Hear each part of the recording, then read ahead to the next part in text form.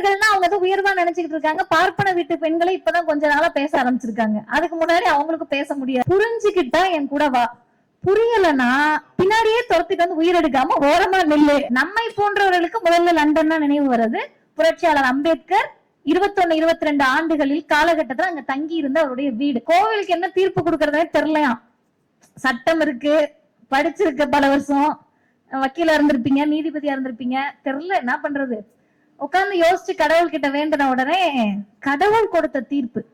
அப்ப எவ்வளவு மோசமான கடவுள்களால் இந்தியா நிரம்பி இருக்கிறது அப்படின்றத நம்ம புரிஞ்சுக்கணும். இந்தியாவில், தமிழ்நாட்டில், தூத்துக்குடியில் பிறந்து அரக்கோணத்தில் படித்து இவங்க பாலஸ்தீனத்துக்காக கேம்பிரிட்ஜ் யூனிவர்சிட்டியில போய் போராட்ட களத்தில் நின்றிருக்கிறார். புலால் உணவையும் உள்ளடக்கியதுதானே இந்திய உணவாக இருக்க முடியும். அதானங்க இந்தியா. அப்ப உங்களுடைய உணவில் கூட திரும்ப திரும்ப நீங்க என்ன சொல்ல வரீங்க? இங்க கறி சாப்பிடக்கூடியவர்கள் இந்தியாவை சார்ந்தவர்கள் இல்லைன்னு சொல்றீங்களா? இங்க யாரெல்லாம் மாட்டுக்கறியை சாப்பிடுகிறார்களோ அந்த இஸ்லாமியர்கள் மீது வெறுப்பை திணிக்கிறீர்களா என்பதை அவருடைய உணவு அரசியலில் பதிவு செய்கிறார். 14க்கு பிறகு வந்த எல்லா சட்டமுமே இந்தியாவுக்கு விரோதமான மோசமான சட்டங்கள் தான். அதனால வருடத்தை பற்றி நீங்க கவலைப்பட வேண்டாம். இந்த சட்டத்தை முதலா யாருக்கு தெரியுமா இந்தியாவுல பண்றாங்க? ஜம்மு காஷ்மீர்ல தான் இதை ஃபர்ஸ்ட் டைம் இம்ப்ளிமெண்ட் பண்ணி இஸ்லாமிய இளைஞர்கள் கிட்டதான் இந்த ஜிபிஎஸ் கருவியை மாட்டலாமா என்பதை இந்த இந்திய அரசு யோசிக்கிறதுன்னு சொன்னா, அரச பயங்கரவாதம் என்பது எல்லைகளை கடந்து இருக்கக்கூடிய சிறுபான்மையினர் மக்கள் மீது திணிக்கப்படுகிறது. நம்ம பாட்டி இருப்பாங்க, அப்பாவை பெற்ற அம்மா, அந்த அம்மா வந்து யாரு திட்டுவாங்க? நம்ம அம்மாவை தான் திட்டுவாங்க. 3 பொம்பளை பிள்ளையா பெத்து போட்டிருக்காங்க. இப்ப நம்ம ஜெனரேஷன் என்ன சொல்லணும்னா, எனக்கு அடுத்த தலைமுறை எங்க அம்மாவை திட்டாத, உங்க வீட்டுல கெடாமாடு மாதிரி இருக்க அந்த பையனை திட்டு, அவங்க கிட்ட இருந்துதான் அந்த குரோமோசோம்ஸ் வந்துச்சு, எங்க அம்மா கிட்ட இருந்து வரல அப்படின்னு சொல்லணும். ஆணிடமிருந்து வருவதுதான் எக்ஸா ஒய்யான்னு தீர்மானிக்குது. ஒருவேளை அந்த ஆண் கிட்ட இருந்து எக்ஸ் குரோமோசோம் வந்தா பெண்கள், ஒய் வந்தா ஆண்கள். அப்ப நம்ம பெண்ணா பிறந்துட்டோம், நம்ம வீட்டுல இருக்கக்கூடிய அம்மாவை திட்டினா நீ போய் அப்பாவை திட்டு பாட்டி, நான் சயின்ஸ் படிச்சிருக்கேன் அப்படின்னு சொல்லணும். நிறைய மேடைகள்ல பேசியிருக்கேன். நூல் திறனாய்வுன்னு சொன்னா பெரிய பெரிய புத்தகங்கள்லாம் நூல் திறனாய்வு பண்ணியிருக்கேன். ஆனா இந்த புத்தகத்தை அழுகாமல் தடுமாறாமல் பேசிடுவனான்றது எனக்கு தெரியல. நான் முன்னாடியே சொல்லிடுறேன்.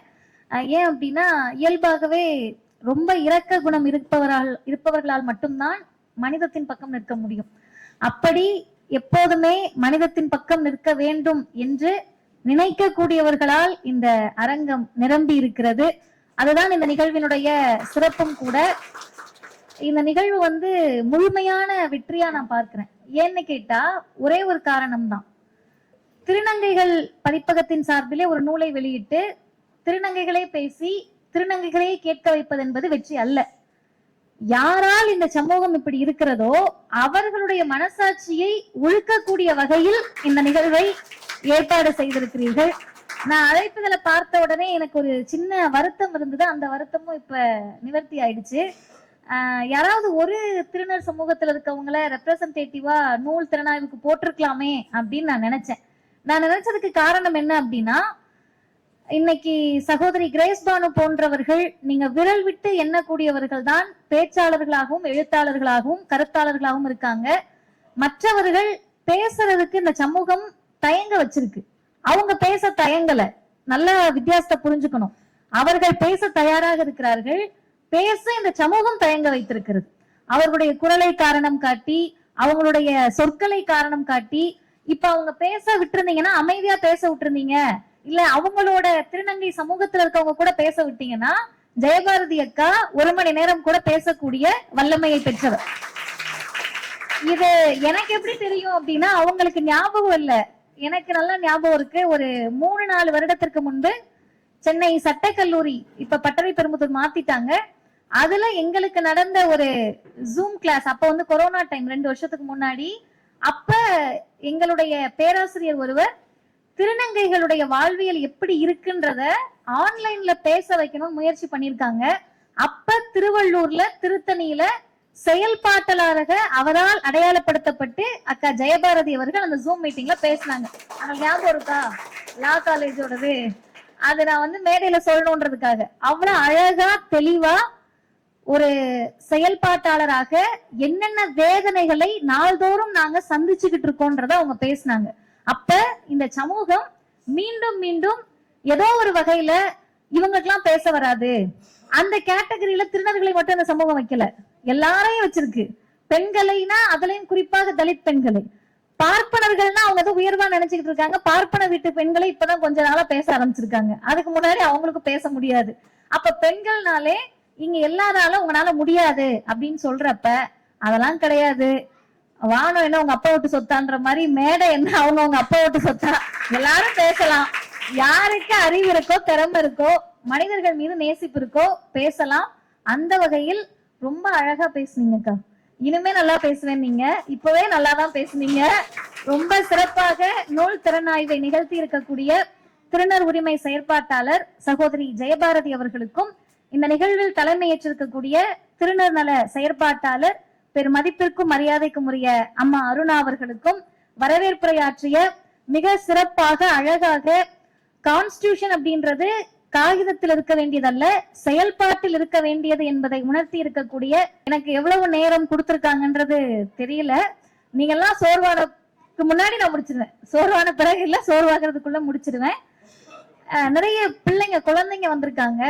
எனக்கு நேத்து இன்ஸ்டால நான் அதை போஸ்ட் பண்ணேன். இன்ஸ்டால போஸ்ட் பண்றது பெரிய விளைவை ஏற்படுத்துமா அப்படின்றது உண்மையாவே எனக்கு தெரியாது. ஆனா சமீப காலங்களில் அந்த கல்லூரி மாணவர்கள் இந்த போஸ்ட பார்த்துட்டு தான் இந்த நிகழ்வுக்கு வரேன்னு சொல்லி இங்க 3 பிள்ளைகள் சட்டக்கல்லூரி மாணவர்கள் வந்திருக்காங்க. அவங்களுக்கு நான் என்னுடைய பாராட்டுகளை தெரிவிச்சுக்கிறேன். ஏன்னா அந்த பொண்ணுங்க என்ன முழிச்சு பார்த்த உடனே நான் பயந்துட்டேன், எதுக்கு முழிக்குதுங்கன்னு தெரியலையேன்னு. அப்புறம் கிட்ட அக்கா உங்க இன்ஸ்டா போஸ்ட் பார்த்தோம், அதனாலதான் வந்தோம்னாங்க. என்ன படிக்கிறீங்கன்னு கேட்டேன், சட்டக்கல்லூரியில் படிக்கிறேன். அப்ப யாருக்கு போய் சேர வேண்டுமோ அது இந்த நிகழ்வின் மூலமாக போய் சேர்ந்திருக்கிறது. புத்தகம் பாலஸ்தீன பறவை. பொதுவாகவே என்ன இந்த நூல் திறனாய்வுக்கு கூப்பிடுறவங்க என்ன சொல்லுவாங்கன்னா கம்மியா பேச சொல்லுவாங்க. ஏன்னா நான் புத்தகத்தை அப்படியே சொல்லிடுவேன், அதனால புக்கு வாங்குவாங்களான்றது தெரியாது. அதான் மதிவதனையும் சொல்லிட்டாங்கல்ல எல்லாத்தையும்ன்ற மாதிரி முன்னாடி இருந்து கடைசி வரைக்கும் சொல்லிடுவேன். ஆனா இந்த புத்தகத்துல உங்களுக்கு நிறைய சஸ்பென்ஸோட நான் முடிக்க போறேன். அந்த சஸ்பென்ஸ் எல்லாம் உங்களுக்கு களையணும்னா நிச்சயம் வந்திருக்கிற எல்லாருமே புத்தகத்தோடு தான் வெளியே போகணும். ஏன்னா அவ்வளவு சிறப்பான ஒரு புத்தகம்.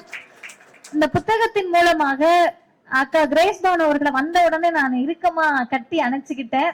அந்த கட்டி அணைத்தலுக்கு பின்பு 3 விஷயம் இருக்கு.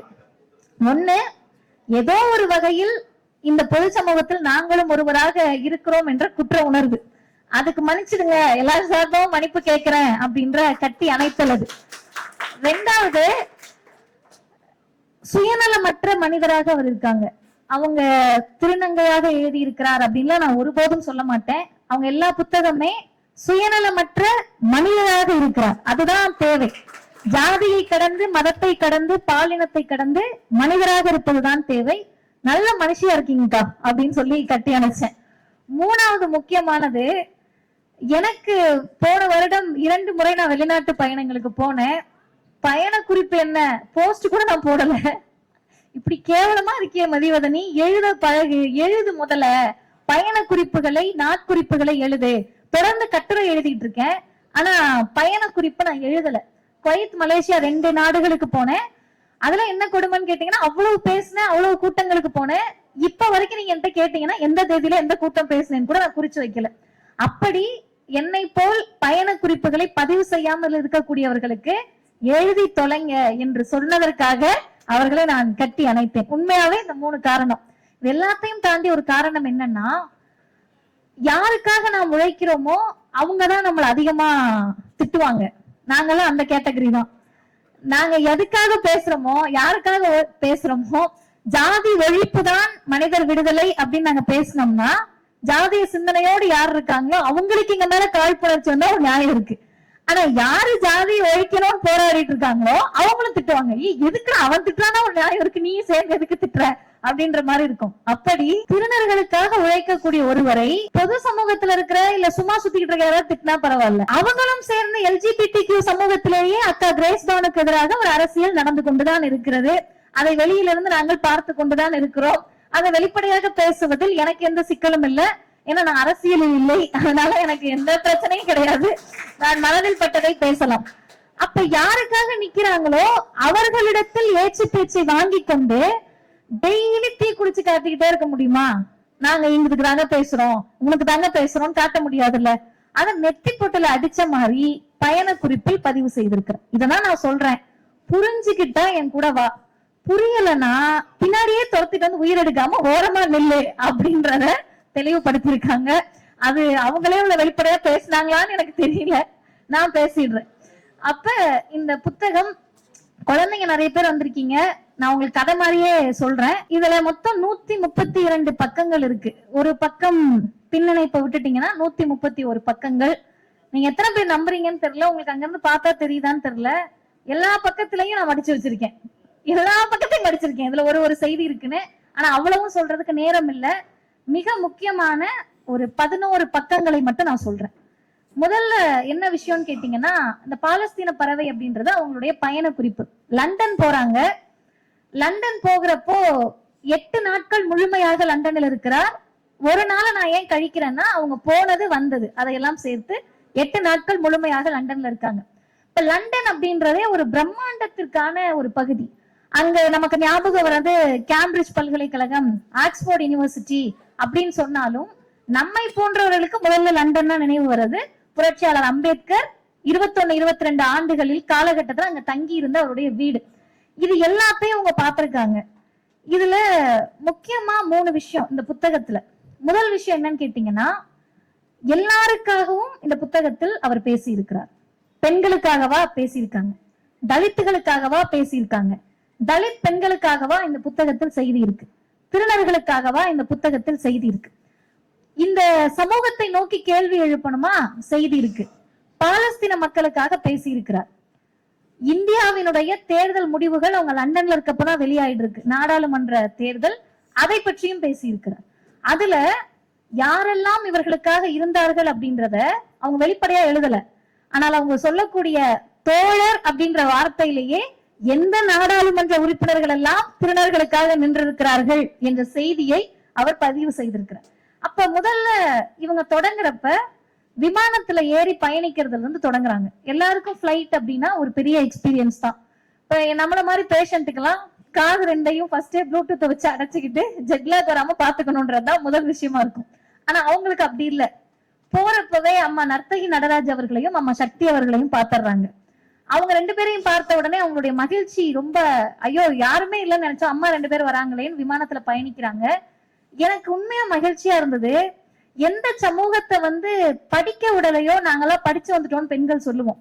எந்த சமூகத்தை மனுஷங்களாவே இந்த சமூகம் நினைக்கலையோ அவங்க மூவர் சேர்ந்து, மூவருமே ஒருவர் திட்டக்குழுவினுடைய தமிழ்நாடு திட்டக்குழுவின் உறுப்பினர் அம்மா நர்த்தகி நடராஜ் அவர்கள். வேற எந்த மாநிலத்திலையும் நம்மால் அதை சாத்தியப்படுத்தவே முடியாது. அவங்க இன்னொருத்தவங்க அக்கா கிரேஸ் பானு அவர்கள் தீனர் சமூகத்தில் முதல் பொறியாளர் வானத்தில் பறந்து கொண்டிருக்கிறார். அப்படிதான் நான் அந்த செய்தியை பாக்குறேன். 3 பேரும் விமானத்துல போறாங்க. அவங்க அமெரிக்கா போறாங்க, அக்கா லண்டன்ல இறங்கணும். சரி, இந்த கேப் அவங்க எப்படி ஃபில் பண்றாங்கன்னு கேட்டா, அதுலயும் ஒரு அரசியல் இருக்கு. பாப் மார்லியுடைய ஒன் லவ் படத்தை பார்த்துட்டு போறாங்க. அந்த ஒன் லவ் படத்தை பார்த்துட்டு நம்ம ஆட்கள் உட்காந்து அமரனை கொண்டாடிட்டு இருக்காங்க. அவங்க ஒன் லவ் படத்தை பார்த்துட்டு அதுக்கு ஒரு அரசியலை சொல்லுகிறார். பாப் மார்லி எந்த இடத்தில் சமத்துவத்தை பேசினாரோ அந்த இடத்தில் நின்று கிரேஸ் பானு பேசுவதாக அவர் அதை பதிவு செய்திருக்கிறார். அப்ப விமான பயணமே அரசியலோட தான் தொடங்குது. இது 6ஆம் தேதி ஜூன் 6, 2024 முடிஞ்சிருது. போயிட்டு இருக்கிறப்ப எல்லாரும் ஃபர்ஸ்ட் இறங்கின உடனே என்ன பண்ணுவாங்கன்னா, விமானத்துல இருந்து இறங்கின உடனே எனக்கு தெரிஞ்சு சாப்பிட தோணும், பசி இருக்கும், டயர்டா இருக்கும், தூங்க தோணும், இதெல்லாம் தான். ஆனா இவங்களுக்கு இறங்குவதற்கு முன்பே என்ன தோணுதுன்னா, தலைமை நீதிபதி சந்திரசூட் பத்தி நினைச்சுக்கிறாங்க. எனக்கு தெரிஞ்சு அக்கா லண்டன்ல இருந்து திரும்பின பிறகுதான் ஒரு அயோத்தி தீர்ப்பை பத்தி பேசுறாருன்னு நினைக்கிறேன். அது முன்னாடியே பேசியிருந்தாருன்னா இந்த புத்தகத்துல அது இடம் பெற்றிருக்காரு. தலைமை நீதிபதி அயோத்தியை பற்றி சொன்னது உங்களுக்கு எல்லாம் தெரியும். இது கண்டெம்ட் ஆஃப் கோர்ட்ல எல்லாம் வராது. ஏன்னா அவர் சொன்னதை நான் சொல்றேன். அவர் என்ன சொன்னார்னா, கோவிலுக்கு என்ன தீர்ப்பு கொடுக்கறதே தெரியலையாம்.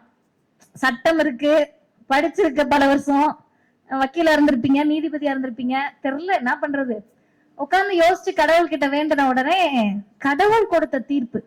அப்ப எவ்வளவு மோசமான கடவுள்களால் இந்தியா நிரம்பி இருக்கிறது அப்படின்றத நம்ம புரிஞ்சுக்கணும். அதுல அவர் கொடுத்த தீர்ப்பு, அப்ப 5ஆம் தேதி, அதாவது இவங்க லண்டன் போறதுக்கு முதல் நாள் அவர் லண்டன்ல இருந்திருக்காரு. அப்ப அவர் அரசியலமைப்பு பற்றி எழுதியது. இதுல 2 வியப்பு. நீங்க அவங்களுடைய தேடலை பற்றி புரிஞ்சுக்கணும். இவங்க 6ஆம் தேதி விமானத்துல கிளம்புறாங்க. 5ஆம் தேதி நீதிபதி சந்திரசூட் அங்க பேசின செய்தியை அன்றே படித்து, முதல் நாள் லக்கேஜ் எல்லாம் பேக் பண்ணல, நீங்க உட்கார்ந்து இதை படிச்சுட்டு இருக்கீங்களா? அப்ப தேடலோடு ஒரு மனிதர் இருப்பாங்க அப்படின்னு சொன்னா அது நீங்க ரொம்ப அழகா தேடி அந்த அரசியலமைப்பை பற்றி அவர் பேசுனதை எழுதியிருக்காங்க. அதுலயும் அவர் கிரூரமா ஒரு விஷயம் சொல்லியிருக்காங்க. ஆனா அவங்களுக்கு எல்லாரையும் பாராட்டி பழக்கம்னால ஃபர்ஸ்ட் பாராட்டுறாங்க. என்ன நடந்துச்சுன்னா, அந்த தீர்ப்பை வக்கீல் சட்டக்கல்லூரியில் படிச்சுட்டு இருக்கீங்க, நீங்க எல்லாம் தெரிஞ்சுக்கணும். இந்த தன்பால் ஈர்ப்பாளர்களுடைய திருமணத்தை பற்றிய வழக்கு, அந்த வழக்கு இது சமூகம் தான் முடிவு பண்ணணும், அரசு தான் முடிவு பண்ணணும், நாங்க சொல்றதுக்கு ஒண்ணும் இல்லைன்னு கையை விரிச்சிருச்சு நீதிமன்றம். இப்ப என்ன சொல்றாங்கன்னா, அதில் தலைமை நீதிபதி எனக்கு ஒன்றும் அதில் பிரச்சனை இல்லைன்னு தாராளமா சொல்லியிருக்காரு. உங்க பிரச்சனையை பத்தி யாரும் கேட்கல சார், தீர்ப்பு என்ன சொல்றாங்கன்னு கேட்டாங்க. ஆனா அவர் அதுல என்ன சொன்னார்னா, அவருக்கு எதுவும் பிரச்சனை இல்லையா, ஆனா இந்த குடும்ப கட்டமைப்பு, சமூக கட்டமைப்பு, அரசியல் இதெல்லாம் சேர்ந்துதான் அதை முடிவெடுக்கணும்னு சொல்லியிருக்காரு. இப்ப அக்கா எதுக்கு பாராட்டுறாங்கன்னா, குறைந்தபட்சம் அவருடைய பேச்சு இது எனக்கு பிரச்சனை இல்லைன்றத நான் மகிழ்ச்சியாக வரவேற்கிறேன். ஆனால் அதே நேரத்தில் இத்திருமணங்களினால் சமூகத்தில் ஏற்படக்கூடிய தாக்கம், அரசு நிர்வாகத்தில் ஏற்படக்கூடிய பாதிப்புகள் குறித்து அவர் கவலைப்படுவது என்னை சோகத்திலும் அதிர்ச்சியிலும் ஆழ்த்தியது. அதுக்கு அடுத்தடுத்து வந்த தீர்ப்புல சோகம் வந்திருக்காது, அதிர்ச்சி இருந்திருக்காது. இதுதான் இந்த பாடி இதுதான் அப்படின்றது தெரிஞ்சிருக்கும். அதுக்கு அடுத்து அருமை தோழர்களே, பக்கம் 28ல அவங்க போய் அந்த ஊர்ல இறங்குறதுக்கு முன்னாடியே அவருக்கு எதை பற்றி கவலை வருகிறதுனா, பாலஸ்தீனத்தை பற்றி கவலை வருகிறது. இறங்கி போன உடனே கேம்பிரிட்ஜ் பல்கலைக்கழகத்துக்குள்ள நுழைகிறாங்க. கேம்பிரிட்ஜ் யூனிவர்சிட்டிக்குள்ள போன உடனே பாலஸ்தீனத்திற்காக அந்த மாணவர்கள் போராடி கொண்டிருக்கிறார்கள். அதில் இருந்த அந்த வார்த்தை உண்மையாகவே பாலஸ்தீனத்துக்கு மட்டுமல்ல, அது ஈழமாக இருந்தாலும் சரி, தமிழ்நாடாக இருந்தாலும் சரி, அல்லது தங்களுடைய மாநில சுய நிர்ணயம், செல்ஃப் டிட்டர்மினேஷனை பேசக்கூடிய எல்லா மாநிலத்துக்கும் இந்த வரிகள் பொருந்தும். நல்லா கேட்டுக்கோங்க. மாணவர்கள் போராட்டத்தில் எழுந்த முழக்கம், இஸ்ரேல் அரசே போரை நிறுத்து, போரை நிறுத்து, பாலஸ்தீனத்தின் மீதான போரை நிறுத்து. அடுத்த வரி, இருக்கட்டும் இருக்கட்டும், நதியிலிருந்து கடல் வரை பாலஸ்தீனம் சுதந்திரமாக இருக்கட்டும் என்ற முழக்கத்தை மாணவர்கள் எழுப்புகிறார்கள். சுதந்திரமா இருக்கட்டும், மனித வாழ்வு ஒன்னே ஒண்ணுக்காக தான் இருக்கு. அது சந்தோஷம், மகிழ்ச்சி, டிரெஸ், சோறு இதெல்லாம் தாண்டி இண்டிபெண்டன்ட், அந்த சுதந்திர உணர்ச்சி தான் தேவை. நம்ம ஏன் திரும்ப திரும்ப சுதந்திரத்தை பற்றி பேசுறோம்னா, நான் என்ன சோறு சாப்பிடணும், என் தட்டுல மாடு இருக்கா, ஆடு இருக்கா, கோழி இருக்கா, பன்னி இருக்கான்றத நீ பார்க்காத, எனக்கு என்ன பிடிச்சிருக்கோ அதை நான் சாப்பிட்டுக்கிறேன். எங்களுடைய உடைகளிலும், எங்களுடைய உணவிலும், எங்களுடைய நினைப்பிலும், எங்களுடைய கருத்திலும் உன் அரசியலை நீ திணிக்காதே என்பதுதான் பாலஸ்தீனமும் அல்லது எந்த நாடாக இருந்தாலும் நமக்கு உணர்த்தக்கூடிய செய்தி. அந்த முழக்கத்தோடு இவரும் ஒருவராக போய் எங்க இந்தியாவில், தமிழ்நாட்டில், தூத்துக்குடியில் பிறந்து அரக்கோணத்தில் படித்து இவங்க பாலஸ்தீனத்துக்காக கேம்பிரிட்ஜ் யூனிவர்சிட்டியில போய் போராட்ட களத்தில் நின்றிருக்கிறார். அதை நம்ம அப்படிதான் பார்க்கணும். நம்ம ஆட்கள் அது ரொம்ப இயல்பா சொல்லிடுவாங்க, ஏதோ கிரேஸ் பானு கேம்பிரிட்ஜ் போனாங்களாம், அங்க போராட்டம் நடந்துச்சா, அங்க அது செய்தி அல்ல. யாரை இந்த சமூகம் மீண்டும் மீண்டும் புறக்கணித்ததோ அந்த கேம்பிரிட்ஜ் பல்கலைக்கழகம் அவங்களதான் ஹீரோவாக தூக்கி பிடித்து நிறுத்தி இருக்கிறது. அப்ப உள்ளூர்ல இருக்கிறவங்களுக்கு தான் புரியலையே தவிர உலக நாடுகளில் இருக்கக்கூடிய மனிதர்களுக்கு அது புரிந்திருக்கிறது என்பது செய்தி. அடுத்த முதல் நாள் முடிஞ்சிருச்சு அவங்களுடைய பயணத்தின். ஜூன் 7, 2024 முடியுது. அதற்கடுத்து சாப்பிட போறாங்க சார். சாப்பிட்டுட்டு வர வேண்டியதாங்க. அங்க அவங்களுக்கு ஒரு அரசியல் தெரியும். என்னன்னா, இவங்க அங்க உட்கார வச்சிருக்காங்க. ஃபுல்லா வெளிநாடுகளுக்கு போனா நமக்கு அது வரைக்கும் இட்லியும் தோசை பார்த்தா கடுப்பாகும். வெளிநாட்டுக்கு போனோடனே இட்லி கிடைக்காதா, தோசை கிடைக்காதா அப்படின்னு இருக்கும்.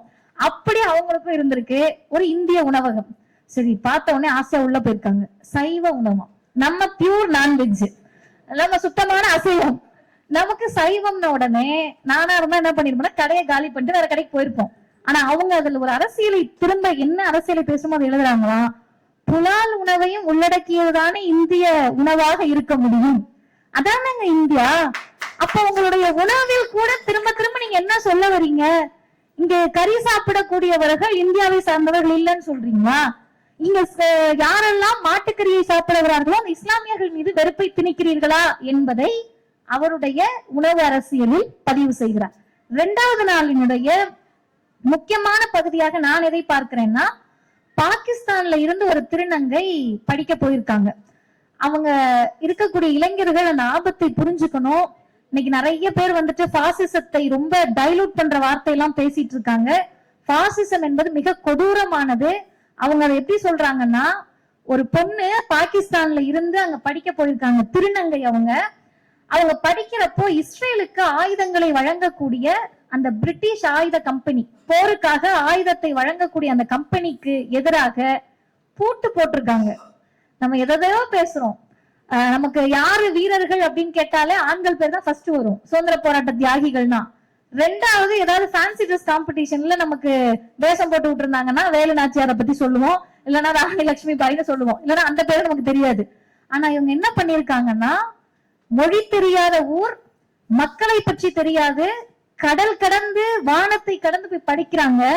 படிக்கிற இடத்துல அந்த பொண்ணு பண்ண வேலை என்னன்னு கேட்டீங்கன்னா, இஸ்ரேல் ராணுவத்துக்கு நீ ஆயுதத்தை அனுப்புறியா, உன் பிரிட்டிஷ் கம்பெனிக்கு பூட்டு போடுறேன்னு நின்றவர் அந்த திருநங்கை தோழர்.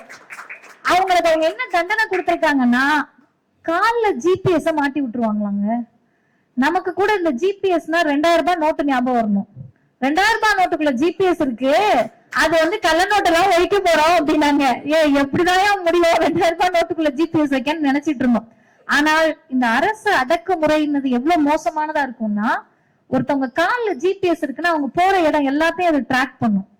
அக்கா கிரேஸ் பானுட்ட பேசினா அதை ட்ராக் பண்ணும், யார்கிட்ட நிக்கிறாங்கன்றத ட்ராக் பண்ணும். இப்ப என்ன பண்ணுவாங்களா, நைட்டு 10 மணிக்கு அதை கழட்டி வரணுமா.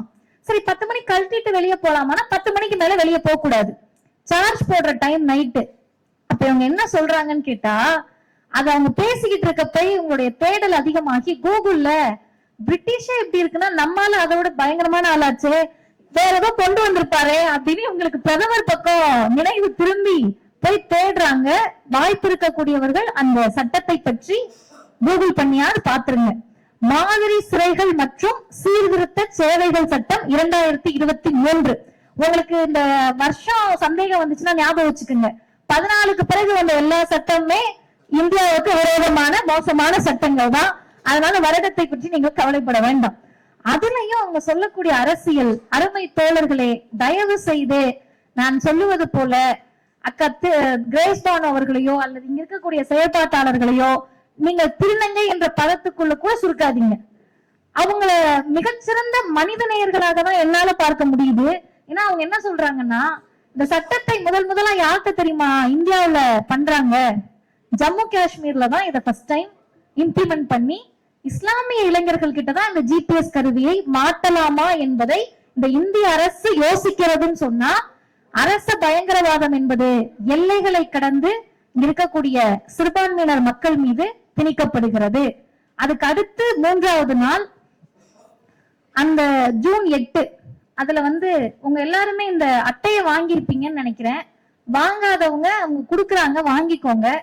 அதுல இருக்கக்கூடிய அந்த வார்த்தைகள் தான் 3வது நாள்ல மிக முக்கியமானது. நான் அடிப்படையில் அறிவியல் படித்திருக்கிறேன் என்பதை எல்லா இடத்துலயும் சொல்லுவேன். எதுக்கு இந்த பொண்ணு அறிவியல் படிச்சதை பெருமை பீத்திட்டு இருக்கு அப்படின்னு கேட்டீங்கன்னா, அறிவியலை படித்ததால் தான் கொஞ்சமாவது மனுஷங்கன்னா குரோமோசோம்ஸ்னாலதான் அப்படி ஆகுது, அவங்க யாரும் விரும்பி எல்லாம் அப்படி இல்லை அப்படின்றத புரிஞ்சுக்கிற அறிவு வருது. கொஞ்சம் படிக்கணும். நீங்க அதுக்காக போயிட்டு Biotech, biology group, zoology, botany எல்லாம் படிக்க வேண்டாம். 10வது 11வது 12வதுல குரோமோசோம்ஸ் பத்தி வந்துரும். பிள்ளைங்க மாணவர்கள் புரிஞ்சுக்கணும். நம்ம பொண்ணா பிறக்கிறோம்லப்பா, நம்ம பொண்ணா பிறந்த உடனே வீட்டுல 3 பொம்பளை பிள்ளைகளா பிறந்துட்டோம்னு வச்சுக்கோங்க. நம்ம பாட்டி இருப்பாங்களா, அப்பாவை பெற்ற அம்மா, அந்த அம்மா யாரை திட்டுவாங்க, நம்ம அம்மாவை தான் திட்டுவாங்க. 3 பொம்பளை பிள்ளையா பெத்து போட்டிருக்காங்க.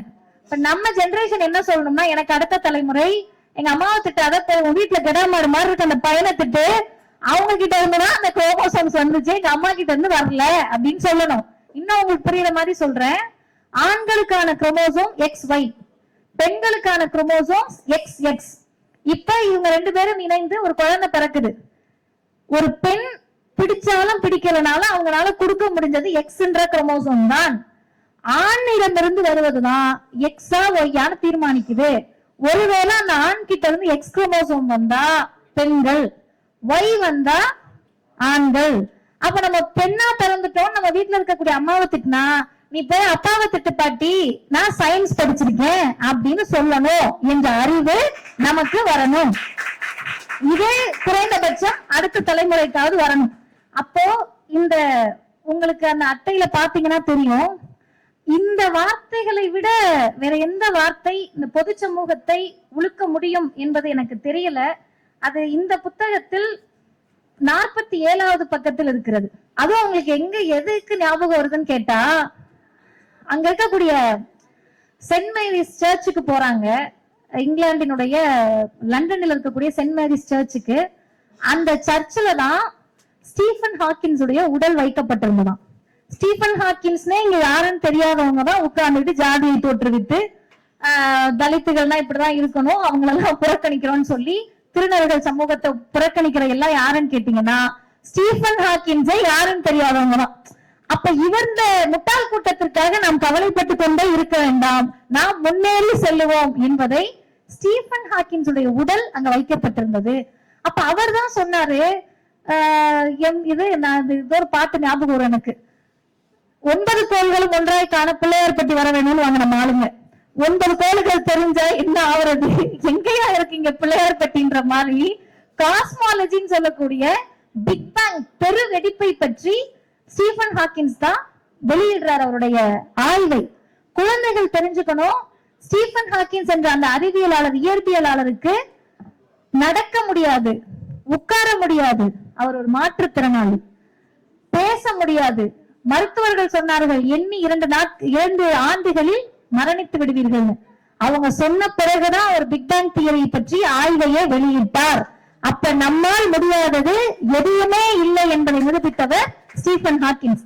அதுக்கு அடுத்து அவங்க சொல்றாங்க, இந்த காஸ்மாலஜி அண்டவியல் பற்றி எல்லாம் ஸ்டீஃபன் ஹாக்கின்ஸ் சொன்னாரு, இதுவரைக்கும் கவனிக்காதவங்க இப்ப நல்லா கவனிச்சுக்கோங்க. இந்த திருநர் சமூகமும் இந்த பிரபஞ்சத்தின் பெருவெடுப்பில் தோன்றி அண்டத்தில் ஊர்ந்து சூரிய வெப்பத்தில் குளித்து வெடித்து வந்த புவியிலும் நகர்ந்து உயிரின் பரிணாமங்களில் ஊர்ந்து மனித உடலால் உருவெடுத்து என் பாலினத்தை வெளிக்காட்டும் போது நான் எப்படி இந்த சமூகத்திற்கு அந்நியமானேன் என்ற கேள்வியை எழுப்பியிருக்கிறேன். சூரிய வெப்பத்துல தானே நீங்க எல்லாம் வெடிச்சு சதறி எல்லாம் புல் பூண்டு எல்லாம் அப்படித்தானே வந்துச்சு. வெடிக்கிற வரைக்கும் நான் உன் கூடயே இருந்தேன். அது வெடித்து கிளம்பி பூமியாக உருவாகி நான் மனிதராக உருவாக்கி என் பாலினத்தை நான் தேர்ந்தெடுக்கும் போது நான் எப்படி அந்நியமானேன். அதெல்லாம் ஸ்லிப்பர் ஷாட் இல்ல. அதுக்கு அடுத்தவங்க ஒண்ணு சொன்னதுதான், நல்லா கேட்டுக்கோங்க. இதுவரை நம்ம சேனல்ல வேற எடுத்துட்டு இருக்காங்க, அதனால யார் யாருக்கு போகணுமோ போயிடும். இந்த சமூகம் விஞ்ஞானத்தை ஏற்றுக்கொள்ளுமாயின் என் உணர்வுக்கு இந்த சமூகம் அந்நியப்பட்டது.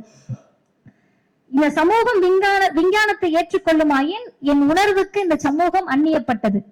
இந்த சமூகம் விஞ்ஞானத்தை ஏற்றுக்கொள்ளவில்லை எனில் நான் இந்த சமூகத்திற்கு அந்நியமாவேன். சயின்ஸை ஏத்துக்கிட்டனா நம்ம 2 பேரும் ஒன்னா இருப்போம், உனக்கு பலங்கும் புரியும். நீ சயின்ஸை ஏத்துக்கலையா, நான் அந்நியமாவேன். எப்படி இந்த சமூகம் அறிவியல் கண்டுபிடித்த அலைக்கற்றைகளில் மிதந்து கொண்டே என் உடலையும் என் உணர்வையும் அந்நியப்படுத்துகிறது. யூஸ் பண்றது 5G 4G வைஃபை எல்லாத்துக்கும் சயின்ஸ் வேணும். கிளம்பி வர்றதுக்கு யூபர் ஆட்டோ ராபிடோ எல்லாம் வேணும். வந்து உட்கார்ந்த பிறகு ஏசி வேணும், மைக்கு பேசுறதுக்கு வேணும், எல்லாம் டெலிகாஸ்ட் பண்ண கேமரா வேணும், எல்லாத்துக்கும் சயின்ஸ் வேணும். ஆனால் உடலில் ஏற்படக்கூடிய மாற்றமும் அறிவியல் என்பதை ஏற்றுக்கொள்வதற்கு உங்களுக்கு மூளையில் இடமில்லை என்று சொன்னால் உங்கள் இடத்திலிருந்து நான் அந்நியப்பட்டு நிற்பேன் என்ற செய்தியை சொல்லிவிட்டு அடுத்து சொன்னது, இந்த சமூகம் இப்பொழுது வரையில் என்னை 2ம் கெட்டான் என்று அழைக்கிறது. ஆனால் உண்மையில் இந்த சமூகம் தான் அவ்வார்த்தைக்கு உரியது என கருதுகிறேன். உன்ன அங்கிட்டு நெல்லு இல்ல இங்கிட்டு நெல்லு, ஏன்னா ஒரு பக்கம் நெல்லு. கார்த்திகை தீபம் வந்தா தீபம் ஏற்றுவீங்க, அடுத்த நாள் வந்து தீபம் பத்தி இருந்துச்சுன்னா நெருப்புன்னு கத்தாம ஐயோ நெருப்பு நெருப்புன்னு கத்துவீங்களேன்னு எம்ஆர் ஒரு படத்துல சொல்லியிருப்பார். நீதான நெருப்பு தெய்வம். பாலினத்தை நாங்கள் கண்டுபிடித்த பிறகு நாங்கள் ஓடி விளையாட நினைத்தாலும் அந்த சமூகம் எங்களோடு சேர்ந்து விளையாடுவதற்கு தயாராக இல்லை. இதெல்லாம் கொடுமையின் உச்சம். அந்த குழந்தை பருவம் 12 வயசுல இருந்து 18 வயசு வரைக்கும் விளையாட தோணும். அவங்க விளையாட போறப்ப அவங்களுடைய நடையை காட்டி உடையை காட்டி நீதான் விளையாட வராதுன்னு சொல்றது கொடுமை. எனக்கு தெரிந்து ஒரு சகோதரர் என்கிட்ட சொன்னாரு, அந்த 2 விஷயங்கள் என்ன ரொம்ப ஒரு மாதிரி எமோஷனல் ஆக்குச்சு. அவர் என்ன சொன்னாருன்னா, தோழர் நீங்க எல்லாம் 1 வயசுல நடக்க பழகிருப்பீங்க, நான் 20 வயசுலதான் தோழர் நடக்க பழகுறேன் அப்படின்னாரு. ஏன் அப்படின்னு கேட்டா, ஆணுக்குன்னு ஒரு நடை இருக்கு, பெண்ணுக்குன்னு ஒரு நடை இருக்கு. நான் என்னுடைய பெண்மையை உணர்ந்து நடக்க தொடங்கினேன். ஸ்கூல் காலேஜ் போற பக்கம் டியூஷன் போற பக்கம்லாம் என்ன திருநர்களுக்கு என்னெல்லாம் இந்த சமூகம் கேடுகட்ட பெயர்களை வைத்து அழைக்குமோ அதெல்லாம் அவர் சொல்லி கூப்பிட்டுருக்காங்க. அப்ப அவங்க கிட்ட இருந்து நான் யாருன்னு தெரியக்கூடாதுன்னு ஆணை போல நான் நடந்து பழகினேன் தோழர். ஆனா எனக்கு அது வரல. அதனால இன்றைக்கு நான் திருநங்கை என்ற அடையாளத்தோடு நடக்கிறேன்னு சொன்னாங்க. இப்ப நான் சொன்னேன், ஆணுக்கு ஒரு நடை பெண்ணுக்கு ஒரு நடை இப்படின்லாம் இருக்குல்ல, இவங்க புத்தி எவ்வளவு கேவலமான புத்தினா, கால் இருந்து நடப்பவரையும் கேலி செய்யும், கால் இல்லாமல் இருப்பவரையும் கேலி செய்யும், இவர்கள் அவ்வளவுதான், நீங்க அதை பத்தி கவலைப்படாதீங்கன்னு சொன்னேன். அப்ப அந்த விளையாட்டு என்பதை பிஞ்சு குழந்தைகளை முளையிலேயே கிள்ளி எறிகிறீங்க, அதுக்கு பாலினத்தை காரணம் சொல்றீங்களா, இது ஒரு சமூகமா என்ற கேள்வியை எழுப்புகிறார். இப்படியே தொடரக்கூடிய இதில் இன்னும் ஒரு 3 செய்திகளோடு நான் நிறைவு செய்கிறேன். அம்பேத்கருடைய நினைவு இல்லத்துக்கு செல்லுகிறார். அம்பேத்கருடைய நினைவு இல்லத்துக்கு போகிற போதே அங்க என்ன வாசகம் இருக்குன்னா, இந்தியாவின் சமூக நீதிக்காக போராடிய அம்பேத்கர் 1921 முதல் 22 வரை வாழ்ந்த இல்லம் அப்படின்னு இருக்கு. நல்லா கேட்டுக்கணும். இந்த சமூகத்தில் இருக்கக்கூடிய ஜாதிய சிந்தனையோடு ஆதிக்க ஜாதிய மனநிலையோடு இருக்கக்கூடியவர்கள் இந்தியாவில் தலித்துகளுக்காக போராடிய அம்பேத்கர் என்று லண்டன் எழுதி வைக்கல, இந்தியாவின் சமூக நீதிக்காக போராடிய அம்பேத்கருடைய நினைவு இல்லம் என்று எழுதி வைத்திருக்கிறார்கள். அந்த இல்லத்திற்குள் இவங்க போறாங்க. அப்ப போய் என்ன பார்த்தாங்க, அங்க நின்று என்ன பண்ணாங்கன்றதெல்லாம் நீங்க புத்தகத்துல வாங்கி வாசிக்கணும். எல்லாத்தையும் சொல்லிட்டு போனா அடுத்த நூல் திருநாள் கூட மாட்டாங்க. அதற்கு அடுத்த கட்டமாக இது எல்லாத்தையும் சேர்த்து இந்த புத்தகம் முழுமையும் ஒரு வார்த்தை நிரம்பி இருக்கிறது. அது பாலஸ்தீனம். எங்க நிரம்பி இருக்கு அப்படின்னு கேட்டீங்கன்னா, காலையில எழுந்திருக்கிறாங்க, விடியுது, லண்டன் குளிரு, சரியான குளிர், ஜூன் மாசம். அதுவும் இவங்க இருக்கிறது எங்கன்னு கேட்டீங்கன்னா தேம்ஸ் அந்த நதிக்கரை ஓரத்துல இருக்காங்க. குளிர் நடுங்குது. இவங்க கூட இருக்கிறவங்க எல்லாம் போர்வையை போத்திட்டு தூங்கிட்டு இருக்காங்க. இவங்க இருக்க இந்திய நேரம் படி முழிப்பு வந்துருது. முழித்த உடனேயே போனை எடுக்கிறாங்க. இன்ஸ்டா பார்க்க இல்ல, பேஸ்புக் பார்க்க இல்ல, ட்விட்டர் பார்க்க இல்ல, வாட்ஸ்அப் பார்க்க இல்ல, பாலஸ்தீனத்தில் என்ன நடக்கிறது என்பதை தினந்தோறும் எழுந்த உடனேயே அவருடைய செல்பேசி அதை தான் தேடி இருக்கிறது. அதை தேடிட்டு தான் அடுத்த விஷயத்துக்கே நகர்றாங்க. அப்ப அவங்க சந்தித்த ஒரு கட்டத்தையும் இதில் வெளிப்படுத்துகிறார்கள். இந்த பயணத்தின் மூலம் அக்கா கிரேஸ் பானு அவர்கள் ஒரு புதிய பரிணாமத்தை எடுத்திருப்பதாக நான் நினைக்கிறேன். அது என்ன பரிணாமம் அப்படின்னு சொன்னா, அம்பேத்கரை பற்றி அவர் ஒப்பிட்டு எழுதுறாரு. எனக்கு தெரிஞ்சு நம்ம ஒரு குளோரிஃபை பண்ணுவோம், புனிதப்படுத்துவோம் தலைவர்களை. இப்ப பெரியார் அப்படின்னா ஒரே பெரியார் நம்ம நெருங்க முடியாது, அம்பேத்கர்னா ஒரே அம்பேத்கர் நம்ம நெருங்க முடியாது அப்படின்னு சொல்லி தலைவர்களை புனிதப்படுத்துவோம். ஆனா அம்பேத்கரும் சரி பெரியாரும் சரி என்ன சொன்னாங்கன்னா, தயவு செஞ்சு என்ன திட்ட கூட செஞ்சிரு, என்ன கடவுளா மட்டும் பாத்துறாத, கடவுளா பாத்துறேன்னா கேள்வி கேட்டே தொலைய மாட்டேன், அதனால என்ன கடவுளா பார்க்காத அப்படின்னு சொன்னாங்க. எனக்கு தெரிந்து இந்தியா இல்ல உலக வரலாற்றிலேயே புரட்சியாளர் அம்பேத்கரோடு அவருடைய வாழ்வியலை ஒப்பிட்டு ஒப்பிட்டு எழுதிய ஒரே எழுத்தாளர் அவங்கதான். இந்த வருஷம் நான் பிறந்தேன், எனக்கு 150 வருஷம் 100 வருஷத்துக்கு முன்னாடி பிறந்ததால அம்பேத்கரால இதை செய்ய முடிஞ்சிருக்கு. ஒருவேளை அதுக்கும் 100 வருஷம் முன்னாடி பிறந்திருந்தா அம்பேத்கரால் இதை செய்திருக்க முடியுமான்னு எனக்கு தெரியல. நான் இப்ப பிறந்ததுனாலதான் என்னால இதை செய்ய முடியுது. 100 வருஷத்துக்கு முன்னாடி பிறந்திருந்தேன்னா என்னால் இதை செய்திருக்க முடியாது. அம்பேத்கர் எழுதிய கட்டுரை, இவர் எழுதிய கட்டுரை, அம்பேத்கர் தொடங்கிய மூக் நாயக், இவர் தொடங்கிய திருநங்கை பிரஸ், இது ரெண்டையும் ஒப்பிட்டு எழுதக்கூடிய அந்த நேரத்தில் புதிய பரிணாமத்தை அடைந்திருக்கிறார். இந்த நேரத்தில் இருவருக்கு நன்றி சொல்லி என்னுடைய உரையை நான் முடிக்கிறேன். முடிக்கலங்க, இருவருக்கு நன்றி சொல்றேன், இருங்க. பாலஸ்தீன பறவை முழுவதுமே நம்மை சிறகடித்து லண்டனுக்கு பறக்க செய்து, எதுக்கு அவங்க லண்டன் போனாங்கன்னு நீங்க யாரும் கேட்கல. எதுக்கு போனாங்க? எதுக்கு போனாங்கன்னா சுத்தி பார்க்க போல, நம்ம எதாவது நினைச்சுக்க கூடாது பயங்கரமா காசு இருக்கு போல லண்டன் போயிருக்காங்க அப்படின்னா நம்ம என்ன பெரிய ஆள் அங்க 15 லட்சத்துக்கு கோட் சூட்டை போட்டுட்டு கை கொடுக்குற நாட்டுக்கு எல்லாம் போயிட முடியுமா? சும்மா கிடையாது. அவங்க எதுக்கு புரிஞ்சிச்சுல, அவங்க எதுக்கு போனாங்கன்னா தன்னுடைய உரையை நல்லா கேட்டுக்கோங்க, தன்னுடைய உரையை கேம்பிரிட்ஜிலும் ஆக்ஸ்போர்டிலும் உரையாற்றுவதற்காக கருத்தாளராக லண்டனால் வரவேற்கப்பட்டவர் சகோதரி கிரேஸ் பானு அவர்கள். அது ஒண்ணு. இப்ப யாருக்கு நன்றி சொல்லணும் அப்படின்னு கேட்டீங்கன்னா, மல்லிகா என்ற ஒரு ஆகச்சிறந்த தோழருக்கு அக்கா கிரேஸ் பானு மூலமாக நான் நன்றி சொல்லுகிறேன். ஏன் அந்த மல்லிகான்ற பேரை நான் சொல்லலைன்னா, இந்த புத்தகத்தின் ஒவ்வொரு பக்கத்திலும் மல்லிகா நிறைந்திருக்கிறார்கள். அவங்க யாருன்னு கேட்டீங்கன்னா, ஒரு திருநங்கை சகோதரி, லண்டன் கேம்பிரிட்ஜில் படித்துக் கொண்டிருக்கிறார். இவங்களோட பொண்ணு மல்லிகா அவர்களுக்கு அம்மா கிரேஸ் பானு அவர்கள் அம்மா. அவங்களுக்கு முதல் நன்றி. எதுக்காகன்னு கேட்டா, ஒரு ஹோட்டலுக்கு போறாங்க, அந்த ஹோட்டல்ல இவங்களை சாப்பிட அனுமதிக்கல. நீங்க நல்லா தெரிஞ்சுக்கோங்க, நம்ம ஆட்கள் சொல்லுவாங்க வெளிநாடு போனா திருந்திருவான், வெளிநாடு போனா உருட்டுருவான்னு. எந்த ஊருக்கு போனாலும் இதே மூளையோட போனோம்னா உருப்பிட முடியாதுன்ற மாதிரி அங்க இருந்தவங்க இவங்களை சாப்பிட விடல. ஏன் சாப்பிட விடலன்னு கேட்டா, அந்த மல்லிகா என்ற ஆய்வு மாணவரை, ஆகச்சிறந்த அறிவாளியை எங்களோட ஹோட்டல்ல இருந்து சில்வர் ஸ்பூனை போன வாரம் நீ தான் திருடிட்டு போனன்னு சொல்லியிருக்காங்க. எவ்வளவு பெரிய பொய்யான குற்றச்சாட்டு! எந்த தைரியத்துல சொல்ல முடியுது? இதே ஒரு வெள்ளை நிறத்தோடு ஒயிட் கிராஸோடு போய் நிற்கக்கூடியவர்கள் மீது திருட்டு குற்றத்தையோ திருட்டு பழியையோ இந்த சமூகத்தால சொல்ல முடியுமா? அப்ப நம்முடைய நிறம் என்பது குற்றவாளிகளுக்கான நிறமாக பிரித்தது யார்? கருப்பு என்பதை குற்றவாளிகளுக்கான நிறம் என்று சொன்னது யார்?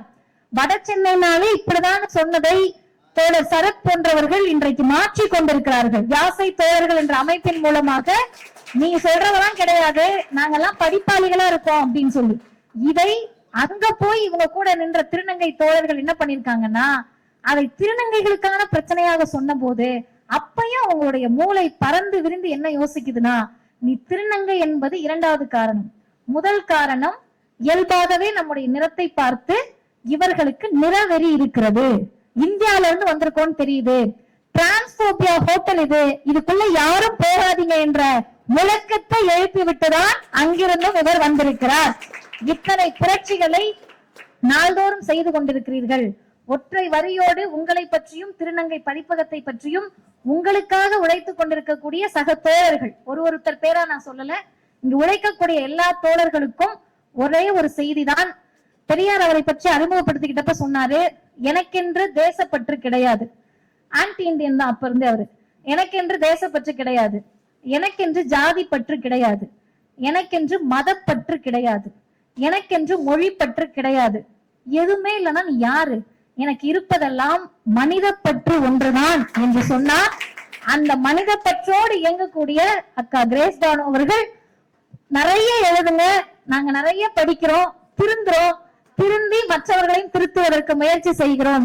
திருநங்கை பிரஸ் அனைவரின் சார்பாக வாழ்த்துக்களை தெரிவித்து முடிக்கிறேன். நன்றி.